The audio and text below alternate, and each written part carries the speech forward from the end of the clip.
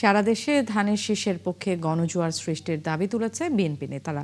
তৃতীয় দিনের প্রচারণায় তারা এমন দাবি তোলেন। এদিকে মেহেরপুরে নির্বাচনী প্রচারের সময় নারী কর্মীদের উপর প্রতিপক্ষের হামলার অভিযোগ তুলেছে জামায়াতে ইসলামী। এ ঘটনায় ৩ জন আহত হয়েছেন বলে দাবি তাদের। সহকর্মীদের ছবি ও তথ্য নিয়ে প্রতিবেদন। শনিবার সকালে চট্টগ্রাম নগরীর আগ্রাবাদ থেকে বিএনপির কর্মীদের নিয়ে তৃতীয় দিনের নির্বাচনী প্রচার করেন দলের জাতীয় স্থায়ী কমিটির সদস্য আমির খুসরু মাহমুদ চৌধুরী। এ সময় তিনি বলেন, ধানের শীষে ভোট দিতে ইতোমধ্যেই গণজোয়ার সৃষ্টি হয়েছে। পুরুষ মহিলা রাস্তায় নেমে আসছে ধানের শীষের পক্ষে, বেগম খালেদা জিয়ার পক্ষে, তারেক রহমানের পক্ষে, জিয়া রহমানের পক্ষে, বাংলাদেশের পক্ষে।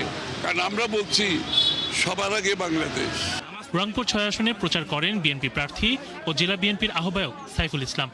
প্রচারের সময় তিনি ভোটারদের বিভিন্ন সমস্যা ও প্রত্যাশার কথা শোনেন।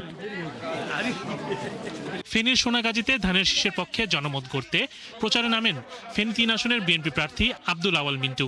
প্রতিটি বাড়িতে গিয়ে তিনি সবাইকে গণতন্ত্র পুনরুদ্ধারের লড়াইয়ে শামিল হওয়ার আহ্বান জানান।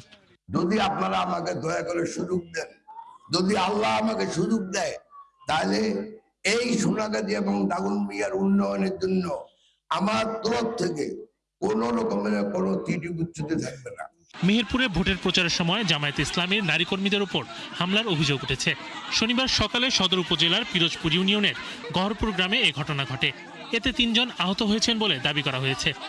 জামাত ইসলাম মানুষদের মারধর করেছে এবং আমাকেও মেরেছে। বাংলাদেশ জামাত ইসলামের পক্ষ থেকে তারা দাওয়াতে এসেছিল, তাদেরকে বাধা প্রদান করা হয়েছে। আমাদের ঢুকতে দেওয়ার কোনো অধিকার নেই। আপনাদের পিরোজপুরে আপনাদের যে ভোট করেন বা এখানে আপনাদের ভোট করতে দেব না। গাইবান্ধা ৩ আসনে বিএনপি প্রার্থী অধ্যাপক ডাক্তার মইনুল হাসান সাদিকের ডাকে নির্বাচনী মিছিল অনুষ্ঠিত হয়েছে। এ সময় বিএনপির কেন্দ্রীয় নেতা সহ জেলা উপজেলা নেতাকর্মীরা উপস্থিত ছিলেন। শরীফ আজাদ প্রীতম, ৭১।